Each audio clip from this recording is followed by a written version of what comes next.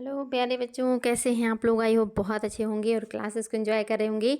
आज आप लोगों का जितना भी प्रश्न है मैक्सिमम आपके वन लाइनर हैं, लेकिन सारे प्रश्न आयोग के द्वारा पूछे गए हैं और बहुत इंपॉर्टेंट हैं।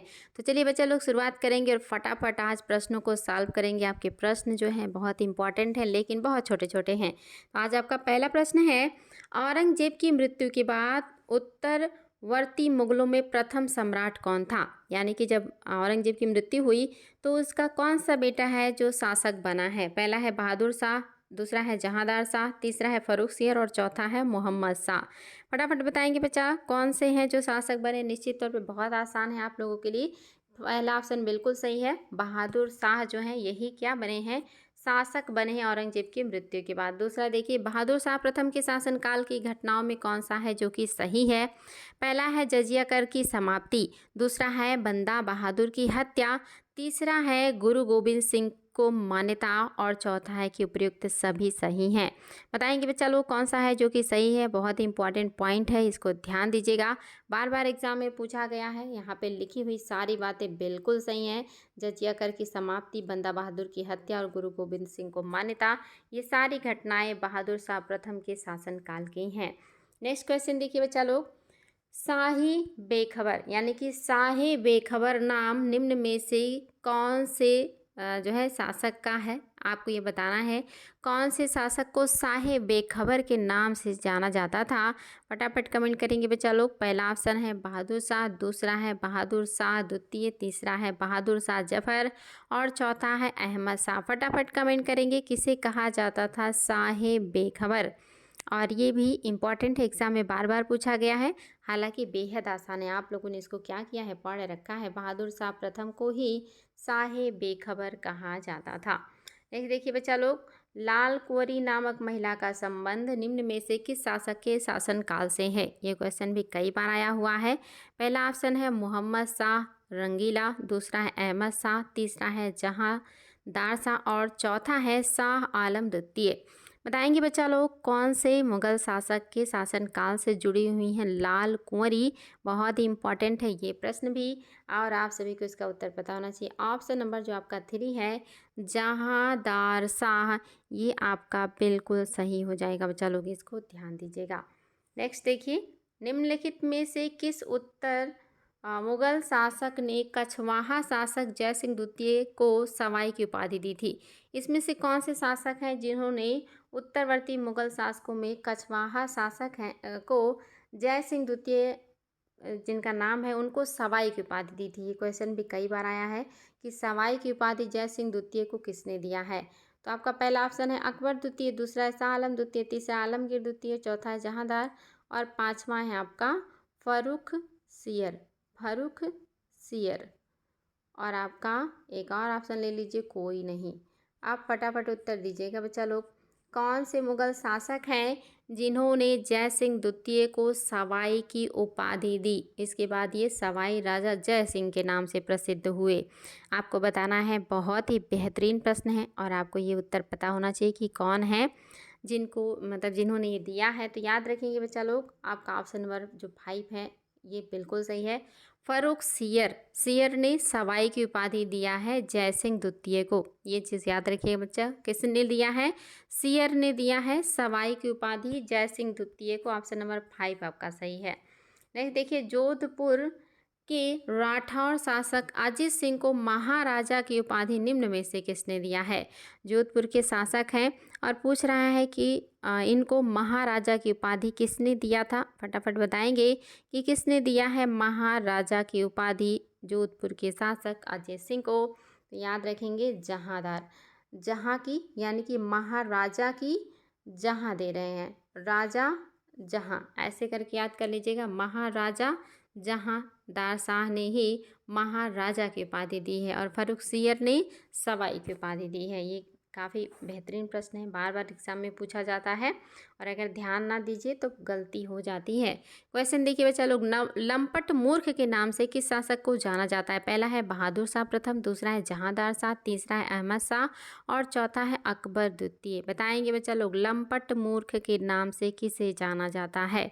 बेहद आसान, हालांकि इम्पॉर्टेंट प्रश्न है, एग्ज़ाम में पूछा गया है ये, और निश्चित तौर पे आप सभी को इसका उत्तर पता है कि ऑप्शन नंबर 2 बिल्कुल सही है। जहांदार शाह को ही लंपट मूर्ख कहा जाता है।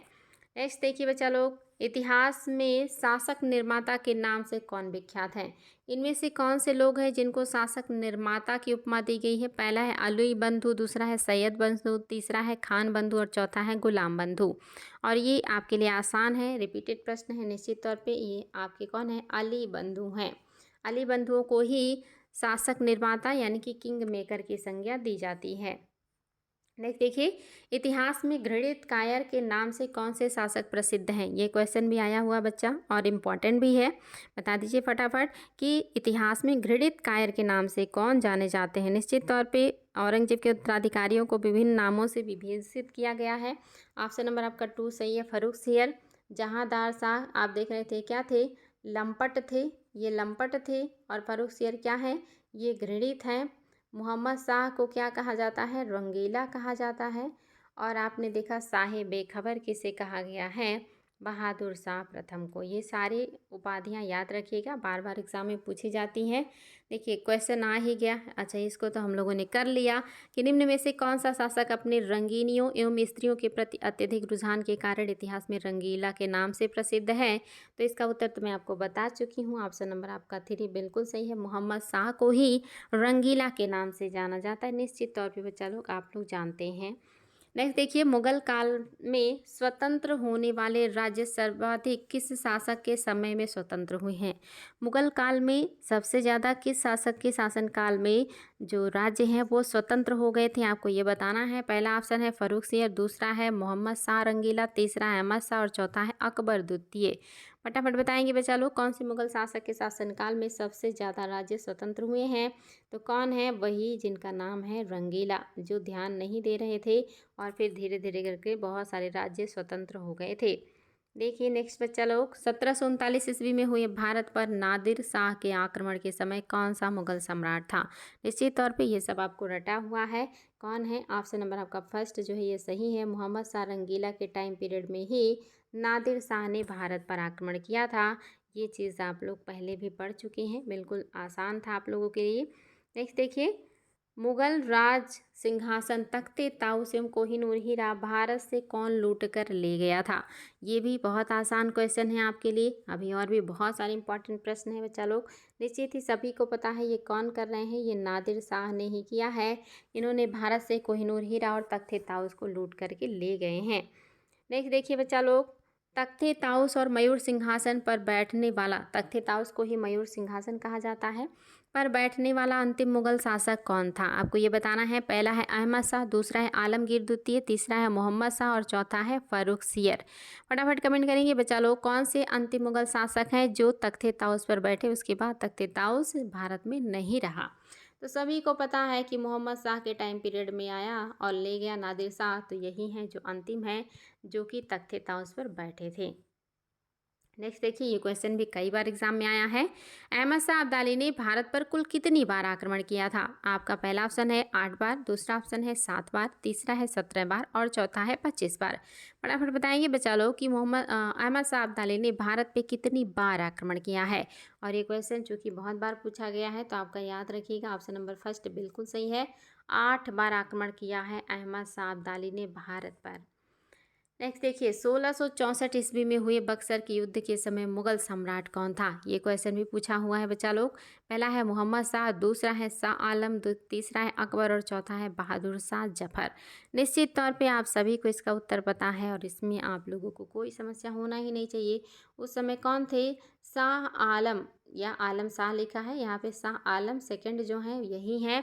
बहादुर शाह जफर जो है वो 1857 की क्रांति के समय है, अभी नहीं है। नेक्स्ट देखिए, राजा राम मोहन राय को निम्न में से किस शासक ने राजा की उपाधि दी थी? ये क्वेश्चन तो आप सभी को पता है, बेहद आसान है, फिर भी मैंने रख लिया कि आप लोग इसको बिल्कुल कंफर्म कर लें कि अकबर द्वितीय ही हैं जिन्होंने राजा की उपाधि दिया है राजा राम मोहन राय को। नेक्स्ट देखिए बच्चा लोग, मुगल राजवंश का अंतिम शासक किसे माना जाता है? मुगल राजवंश का अंतिम शासक कौन हो सकता है? अकबर द्वितीय, बहादुर शाह द्वितीय, आलम द्वितीय या अजीम उस शान? निश्चित तौर पे सभी को पता है कि बहादुर शाह द्वितीय, जिनको जफर के नाम से जाना जाता है, 1857 की क्रांति के बाद इनकी भी मृत्यु हो गई थी। नेक्स्ट देखिए, भारत के प्रथम स्वतंत्रता आंदोलन 1857 के समय भारत का मुगल बादशाह कौन था? बहादुर शाह, जफर, अकबर द्वितीय, आलमगीर द्वितीय और इनमें से कोई नहीं। तो बच्चा लोग आपको ये बताना है कि कौन था, और ये अंतिम शासक था, और यहाँ पे पूछ रहा कि कौन था। तो वही जो अंतिम है वही है, यहाँ पे भी ऑप्शन नंबर फर्स्ट ही सही आपका, बहादुर शाह जफर ही हैं 1857 की क्रांति के समय। नेक्स्ट देखिए, आसान है। बहादुर शाह जफर की 1862 ईस्वी में निम्न में से किस जगह पर मृत्यु हुई है? आपको ये बताना है बच्चा लोग, फटाफट कमेंट करेंगे। बहुत ही आसान है आप सभी को, दिल्ली, अवध, रंगून और ढाका। निश्चित तौर पे सभी को पता है। ऑप्शन नंबर 3 आपका रंगून जो है ये क्या है, बिल्कुल सही हो जाएगा। बर्मा की राजधानी रंगून हुआ करती थी और वहीं पे वो कैद थे। नेक्स्ट देखिए, मुगलों से स्वतंत्र होने वाले राज्य एवं उनके संस्थापकों में कौन सा है जो कि सही सुमेलित है? पहला है अवध, क्या इसके संस्थापक सादत खां हैं? दूसरा है हैदराबाद, क्या इसके संस्थापक चिनकिलिस खां या निज़ाम उल मुल्क हैं? तीसरा है बंगाल, क्या इसके संस्थापक मुर्शिद कुली खां हैं? और चौथा है कर्नाटक, क्या इसके संस्थापक सादुतुल्ला खां हैं? और पांचवा है कि इनमें से सभी सही हैं। निश्चित तौर पे बच्चा लोग इसमें कोई दम ही नहीं है, डाउट ही नहीं है, ये सारे पॉइंट बहुत इंपॉर्टेंट है। याद रखिएगा कि कौन किसका संस्थापक है। ये सारे राज्य स्वतंत्र हो रहे हैं मोहम्मद शाह रंगीला के टाइम में, और सारे संस्थापकों के नाम और संस्था जो क्षेत्र है उसको याद रखिएगा। नेक्स्ट देखिए, अवध के किस नवाब ने बक्सर के युद्ध में मुगल सम्राट था आलम का साथ दिया था? यानी कि कह रहा है कि कौन सा नवाब है जो शाह आलम का साथ दे रहा है, आपको ये बताना है। उस अवध के नवाब का नाम क्या है? पहला है सादत खां बुरहानुल मुल्क, दूसरा कह रहा है सफदर जंग, तीसरा कह रहा है सुजाउद्दौला और चौथा कह रहा है मोहम्मद शाह। निश्चित तौर पे बच्चा लोग आप सभी को पता है कि कौन हो जाएंगे, सुजाउद्दौला। यही उस समय अवध के शासक थे और इन्होंने ही मदद किया था, मुगल सम्राट शाह आलम का साथ दिया था। नेक्स्ट देखिए, अवध का अंतिम नवाब निम्न में से कौन माना जाता है? और ये क्वेश्चन भी बहुत बार आया है। पहला ऑप्शन है सुजाउद्दौला, दूसरा है वाजिद अली शाह, तीसरा है सफदरजंग और चौथा है बुरहानुल मुल्क। निश्चित तौर पे बच्चा लोग याद रखेंगे अंतिम नवाब कौन है, एग्जाम में आया हुआ है, वाजिद अली शाह ही अवध के अंतिम नवाब हैं। चलिए बच्चा लोग आगे बढ़ेंगे। सवाई राजा जय सिंह द्वारा बनवाए गए वेधशालाओं में कौन सा एक सही नहीं है?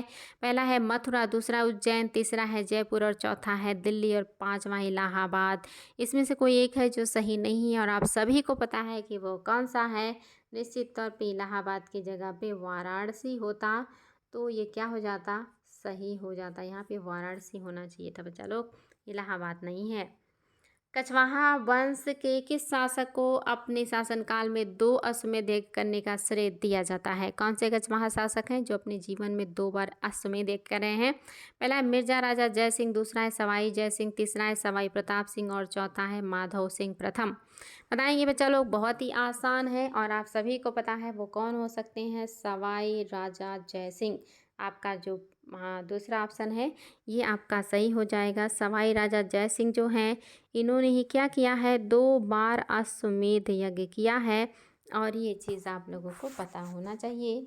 चलिए देखते हैं हमारा अगला क्वेश्चन, और अगला क्वेश्चन है खगोल शास्त्र से संबंधित पर्यवेक्षक सारणी का सेट जिन मोहम्मद शाही इनमें से किस शासक के द्वारा तैयार करवाया गया था, आपको ये बताना है। और ये भी आपके लिए बहुत ही बेहतरीन है बच्चा लोग, आप सभी को इसका उत्तर पता है, फटाफट उत्तर दीजिएगा। पहला ऑप्शन है जय सिंह प्रथम, दूसरा है सवाई जय सिंह, तीसरा है माधव सिंह और चौथा है सवाई प्रताप सिंह। निश्चित ही आप सब लोग ये पढ़ चुके हैं कि सवाई राजा जय सिंह का ही ये काम है जिन्होंने ये सारणी तैयार करवाई है, जिस मोहम्मद शाही जो खगोल से जुड़ा हुआ है। नेक्स्ट बच्चा देखिए, जाट जाति का प्लेटो निम्न में से किस जाट नेता को कहा जाता है? आपको ये बताना है जाट जाति का प्लेटो किसे कहा जाता है। पहला है सूरजमल, दूसरा है बदन सिंह, तीसरा है चूरामन और चौथा है गोकुला। फटाफट कमेंट करेंगे बच्चा लोग, क्या हो जाएगा आपका सही। और इसमें भी आप लोगों को कोई समस्या होना ही नहीं चाहिए कि कौन सा, हम लोग पहले पढ़ चुके हैं कि सूरजमल को ही जाट जाति का प्लेटो और जाट जात का अफलातून कहा जाता है। नेक्स्ट देखिए बच्चा लोग, फ्रांसीसियों की सहायता से 1755 ईस्वी में हैदर अली ने निम्न में से किस स्थान पर एक शस्त्रागार की स्थापना की थी। ये क्वेश्चन भी बहुत बार आया है, किसकी मदद से किया था, कब किया था, कहाँ पे किया था। तो निश्चित तौर पे आपको बताना है श्रीरंगपट्टनम, दूसरा है त्रावणकोर, तीसरा है डिंडीगुल और चौथा है इनमें से कोई नहीं। और ये क्वेश्चन आपके लिए बेहद इंपॉर्टेंट है, याद रखिएगा। डिंडीगुल में ही फ्रांसीसियों की सहायता से 1755 में हैदर अली ने क्या किया, एक शस्त्रागार की स्थापना की है। कहाँ पे है, डिंडीगुल में।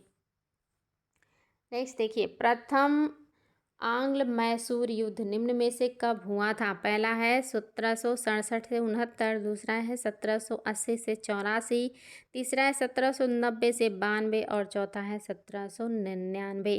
निश्चित तौर पे बच्चा लोग ऑप्शन देख के पता चल रहा होगा कि पहले नंबर पे कौन हो जाएगा।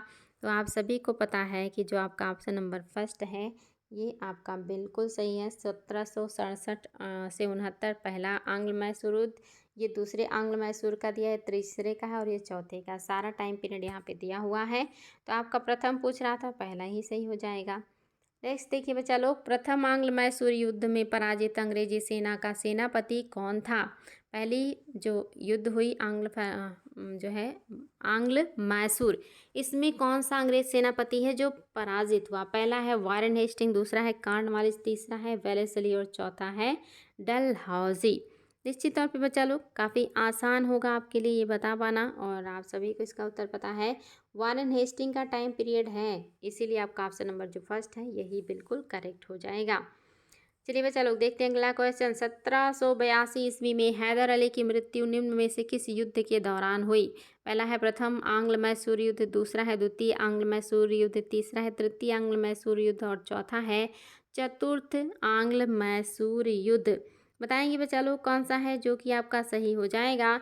निश्चित तौर पे द्वितीय आंग्ल मैसूर युद्ध में जो है मृत्यु हो गई थी हैदर अली की।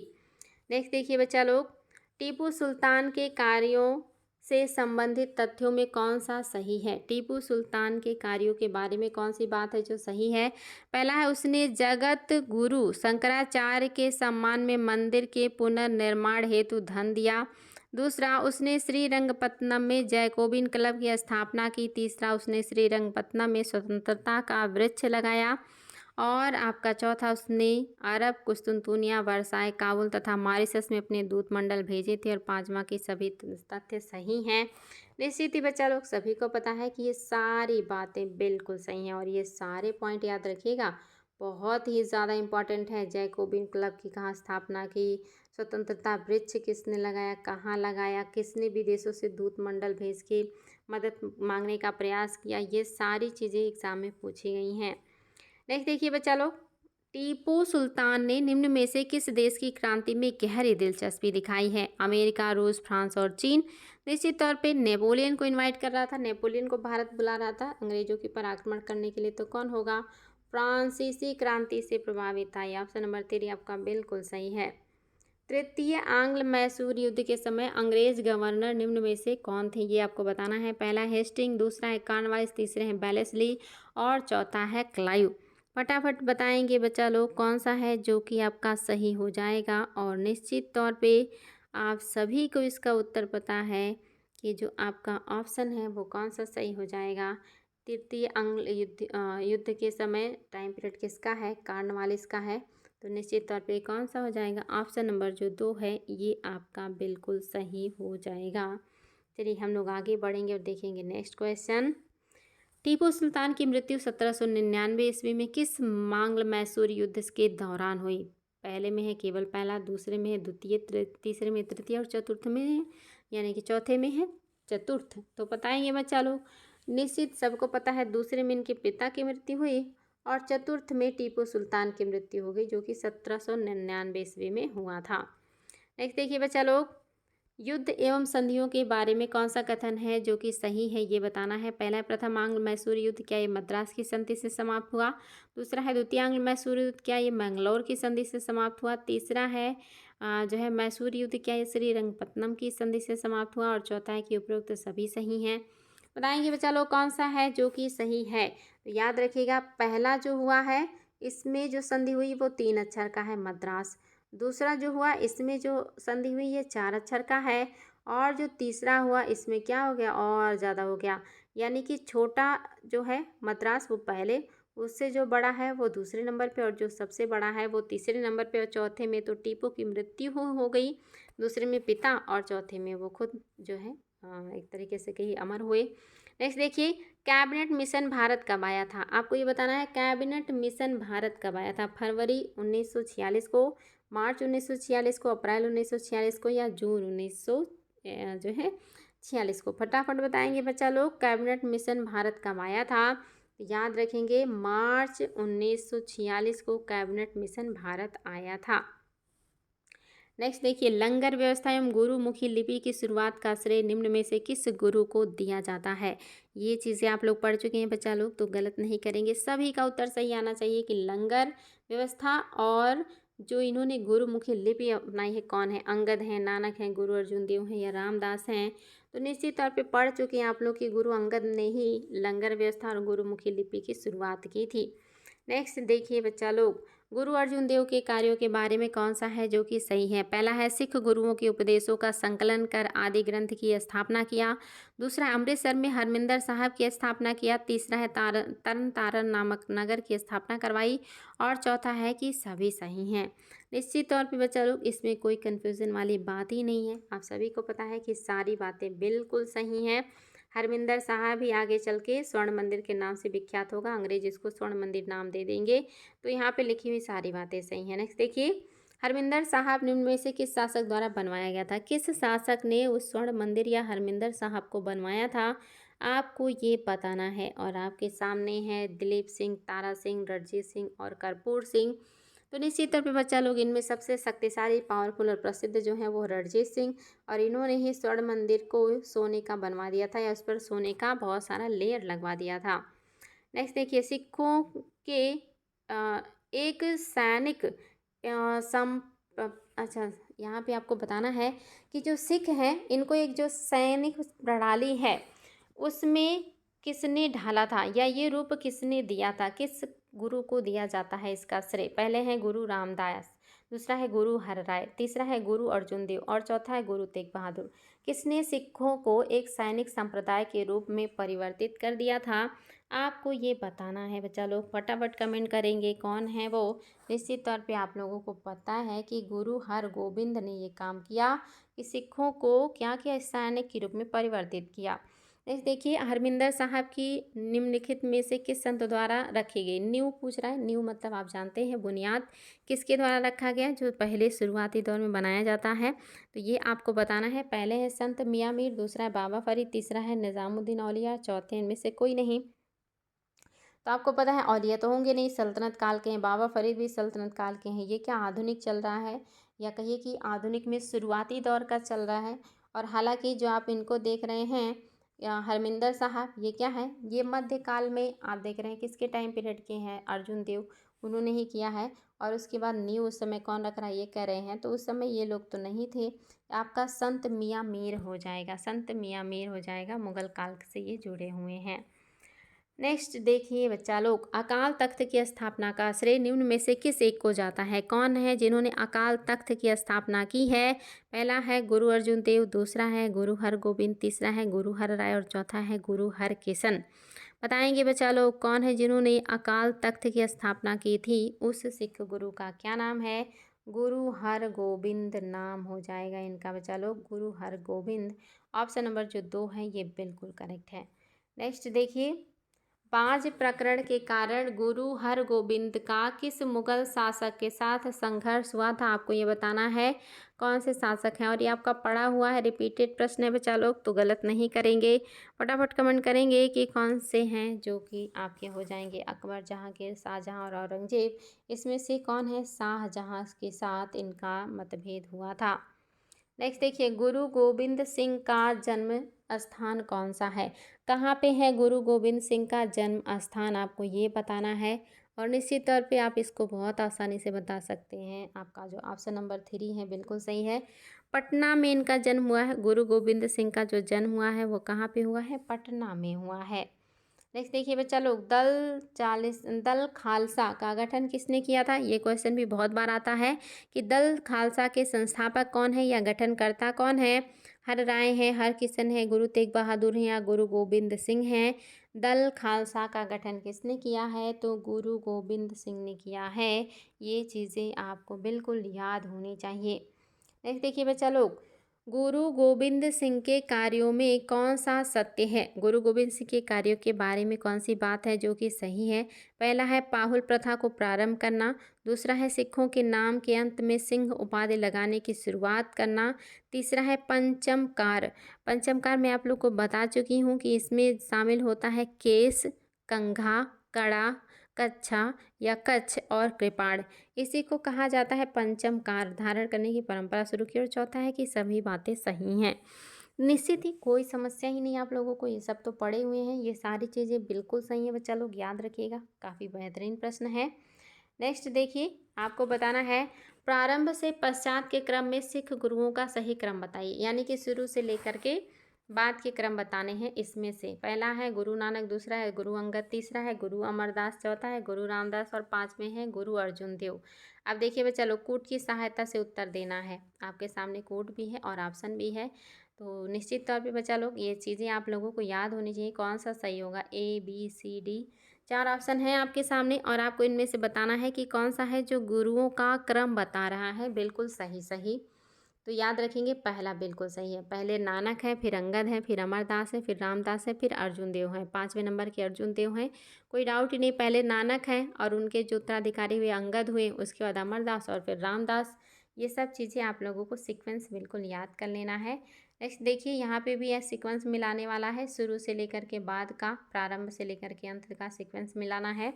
गुरु हर गोबिंद, गुरु हर राय, गुरु हर किशन और गुरु तेग बहादुर, गुरु गोबिंद सिंह। बताएंगे बच्चा लोग क्या है क्रम। पहले में देखिए 2 1 3 4 5 है। बी में है पहला, दूसरा, तीसरा, चौथा और पांचवा। सी में है तीसरा, दूसरा, पहला, पांचवा और चौथा। डी में है तीसरा, पांचवा, चौथा और दूसरा और पहला। तो निश्चित तौर पे बच्चा लोग आप सभी को इसका उत्तर पता है कि ये क्रम में लगा हुआ है। हर गोबिंद, हर राय, हर किशन, फिर तेग बहादुर और लास्ट में गुरु गोबिंद सिंह। ये देखिए आपके 10 गुरु का क्रम आपको पता चल चुका है और 10 गुरु का नाम भी पता चल चुका है। नेक्स्ट क्वेश्चन देखिए बच्चा लोग, गुरु गोबिंद सिंह की मृत्यु के बाद सिखों का नेतृत्व निम्न में से किसने संभाला था। जब गुरु गोबिंद सिंह की मृत्यु हो गई तो सिखों का नेतृत्व कौन संभाल रहा है, आपको ये बताना है। आपके सामने हैं बंदा बहादुर, जस्सा सिंह अहलूवालिया, कपूर सिंह और इनमें से कोई नहीं। फटाफट कमेंट करेंगे बच्चा लोग, किसने संभाला था जब मृत्यु हो गई थी जो है सिख गुरु गुरु गोबिंद सिंह की। फटाफट कमेंट करेंगे और आप इसका उत्तर बहुत आसानी से बता सकते हैं। निश्चित ही आप सभी को पता है कि जो बंदा बहादुर हैं, इन्होंने संभाला था गुरु गोबिंद सिंह की मृत्यु के बाद सिखों के संप्रदाय को। चलिए बच्चा लोग आगे बढ़ेंगे और देखेंगे हमारा अगला क्वेश्चन। सिख राज्य की स्थापना से पूर्व दल खालसा निम्न में से कितने मिसल में विभाजित था। आपको बताना है सिख राज्य की स्थापना के पहले जो खालसा दल है ये कितने मिसलों में विभाजित था। 10, 12, 15 या 18 बताएंगे बच्चा लोग। बहुत आसान है, सबको पता है कि ये 12 मिसलों में मतलब बांट दिया गया था। पंजाब की जो शक्ति है जो दल खालसा, इसको 12 मिसलों में बांट दिया गया था। नेक्स्ट देखिए, सिख शासक रणजीत सिंह का संबंध निम्न में से किस मिशन से है। मिसल से बताना बच्चा लोग किस मिसल से जुड़े हैं। पहला है आलूवालिया मिसल, दूसरा है सिंहपुरिया मिसल, तीसरा है सुकरचकिया मिसल और चौथा है फुल्किया मिसल। और ये क्वेश्चन भी बहुत बार एग्जाम में पूछा हुआ है आयोग के द्वारा। निश्चित तौर पे ऑप्शन नंबर 3 आपका बिल्कुल सही है। सुकरचकिया मिसल के हैं राजा रणजीत सिंह। नेक्स्ट देखिए बच्चा लोग, आधुनिक पंजाब के निर्माण का निम्न में से किस मिसल को दिया जाता है।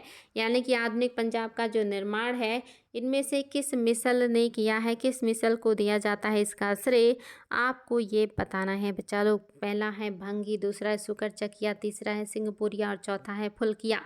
कौन सा मिसल है जिसने वर्तमान के पंजाब की स्थापना की। निश्चित तौर पे सबसे पावरफुल, फेमस और बेहतरीन जो शासक हैं रणजीत सिंह, वो सुकरचकिया मिसल से जुड़े हैं। तो यही आपका क्या हो जाएगा, सही उत्तर हो जाएगा। चलिए बच्चा लोग देखिए नेक्स्ट क्वेश्चन। सिख शासक जो है रणजीत सिंह को राजा की उपाधि अफगानिस्तान के किस शासक ने प्रदान किया था।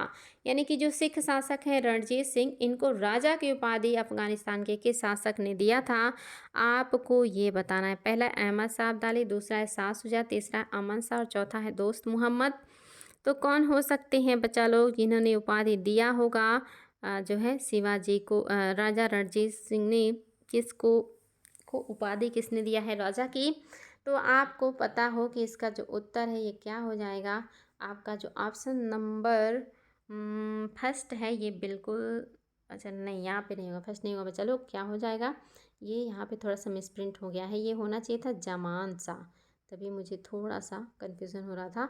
जमान शाह होगा यहाँ पे, अमन शाह नहीं होगा, बल्कि कौन हो जाएगा, जमान शाह हो जाएगा या जमन शाह हो जाएगा। तो आपका यही आपका करेक्ट आंसर हो जाएगा।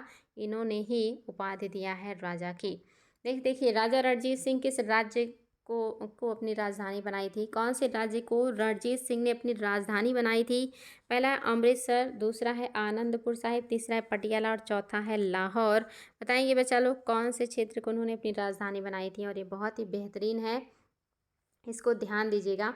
अमृतसर जो है ये उनकी धार्मिक राजधानी है। ये क्वेश्चन भी आया है कि धार्मिक कौन सा है, तो ये इनकी क्या है, धार्मिक राजधानी है। और इनका जो राजनीतिक राजधानी था वो क्या था बच्चा लोग, अगर आपको पता है तो कमेंट कीजिएगा कि उनका राजनीतिक राजधानी क्या था।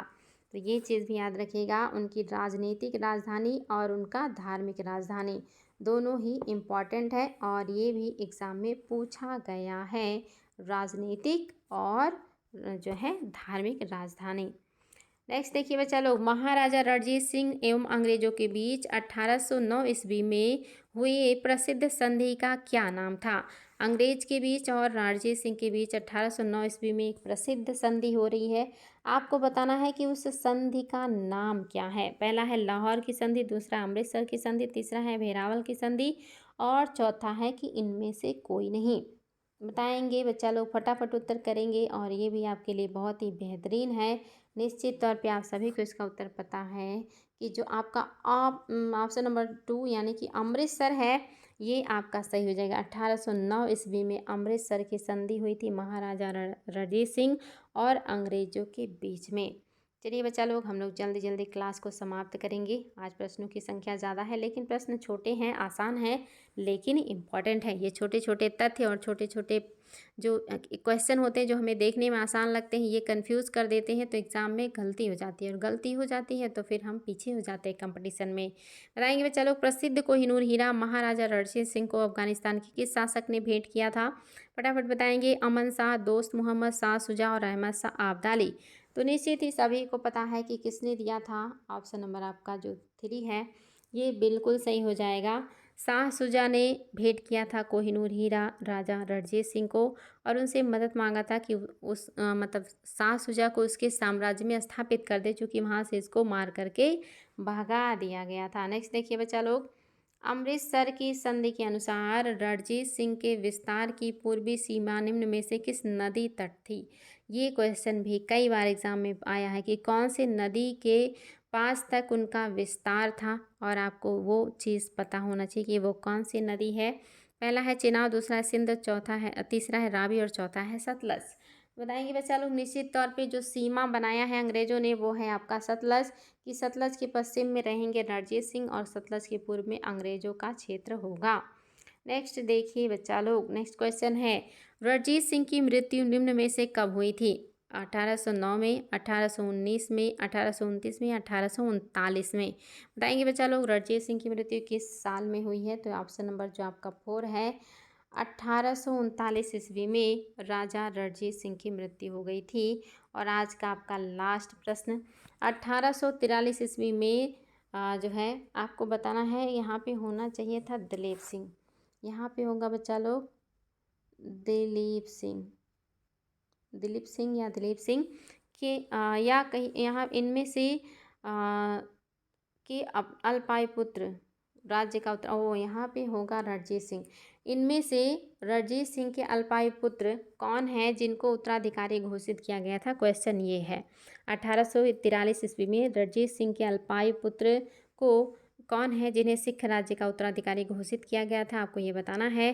पहले है खड़क सिंह, दूसरे हैं दिलीप सिंह, तीसरे हैं नैनिहाल सिंह और चौथा है शेर सिंह। कौन होंगे बच्चा लोग? आप लोगों को ये पता होगा, पढ़ चुके होंगे, जो कि बहुत इंपॉर्टेंट है। इनके दिलीप सिंह जो हैं यही छोटे से पुत्र थे जो नाबालिग थे, और इन्हीं से कोहिनूर हीरा गिफ्ट के तौर पे जो है डलहौजी को प्राप्त हो गया था, जिसको उसने महारानी को गिफ्ट कर दिया था। और अब मांगने पे वो कहते हैं कि हमें गिफ्ट में मिला था। हालांकि वो गिफ्ट था या उनसे ज़बरदस्ती लिया गया था या मजबूर किया गया था, ये तो अंग्रेज़ ही जानेंगे, क्योंकि इनके अधिकार में आ गया था सिंध और पंजाब का क्षेत्र। तो इस तरह से बच्चा लोग याद रखिएगा। आपके ये क्वेश्चन थे आज के, देखने में काफ़ी छोटे हैं लेकिन बहुत इंपॉर्टेंट है। अगर ये क्वेश्चन गलत हो जाते हैं तो एग्ज़ाम में हम पीछे हो जाते हैं, क्योंकि छोटी छोटी चीज़ों से अगर हम जो है गलतियाँ करते हैं तो कंपटीशन में बाहर निकल जाते हैं। बड़ी बड़ी चीज़ों पे तो हमारा फोकस रहता है। कभी कभी रिवीजन ना करने की वजह से छोटे क्वेश्चन भी बहुत ज़्यादा गलत हो जाते हैं और जो आपको कंपटीशन से बाहर कर देते हैं। इसी वजह से आपको छोटे बड़े दोनों क्वेश्चन का रिवीजन चलेगा, कभी छोटे और कभी बड़े, मिला जुला के सब कुछ कोशिश करेंगे कि कवर हो। तो आज के लिए इतना ही बच्चा लोग, हम लोग फिर मिलेंगे ऐसे ही क्वेश्चन के साथ, इम्पॉर्टेंट होंगे और आपके लिए काफ़ी मददगार होंगे। आज के लिए इतना ही। थैंक यू आप सभी को, थैंक यू सो मच।